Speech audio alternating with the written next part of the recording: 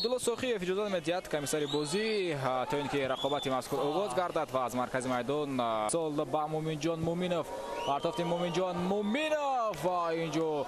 خیلی عمل میکنه چهره اساسی در خط حمله ارسال با کنار میدان مومین جان مومینوف گزارشی و ضربه مومین جان مومینوف و شاروخ رضایی این ضربه را برمیگرداند هجوم ضربه را برگردانید اولین ضربه مستقیم جانب دروازه شاروخ رضایی زده می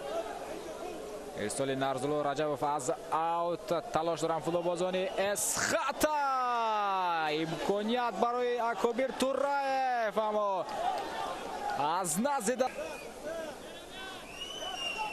ولی میبینیم که اکوبیر توراєв ضربه را خطا اجرا میکند ابراهیم شاندخانov پرتافتی شاندخانov ضربه و گل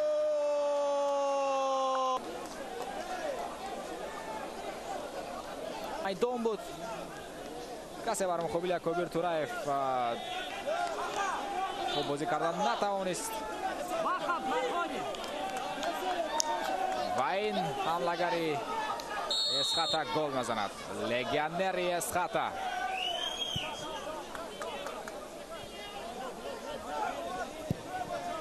نزدیک بود اسخاتا با زدن گل در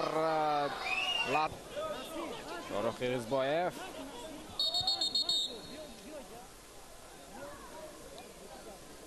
کارت سرخ داده می شود و حکمت الله شریفov برای اعتراض کردن برای تار میگردد در دقایق اخیر محسن جان عبدالغفارov پرتافتی و ضربه هم زده می شود اما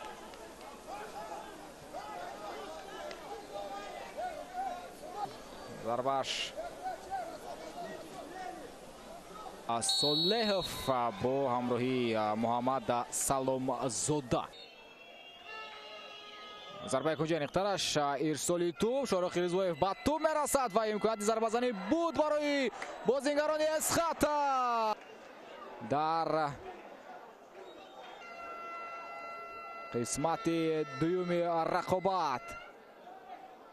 بنهایت امکانات خوب گلزنی بود برای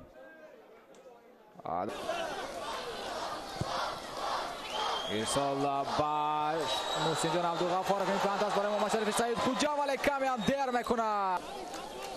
این حالت رو و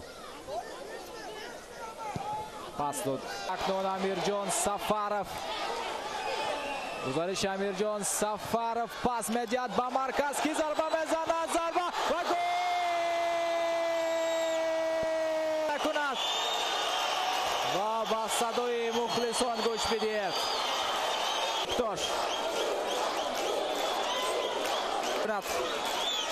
آمدن برای بوهیرجان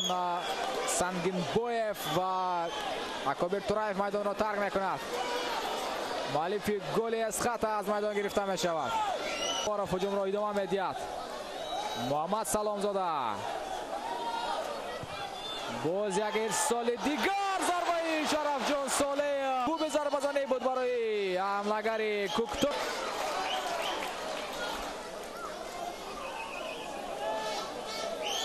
پاس با حملگر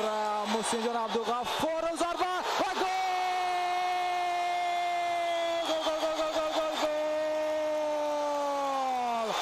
محسن جان عبدالغفارov وارد گردید پرویز جان علیف حملگر و میدان رو دوستان صبورov ترک کرد رقمی 8 و همین ترانگان ارجمند به انجام میرسد بازی کوکتاش و اسخاتا را ناکام میکند و اکنون مستقیم خود را از ورزشگاه نفتیان کنایه رو که به انجام میرسونه با شما بازی را تماشا کردم شروع فریدون شهرزاد تشکر برای دقتتان پیگیری بازی های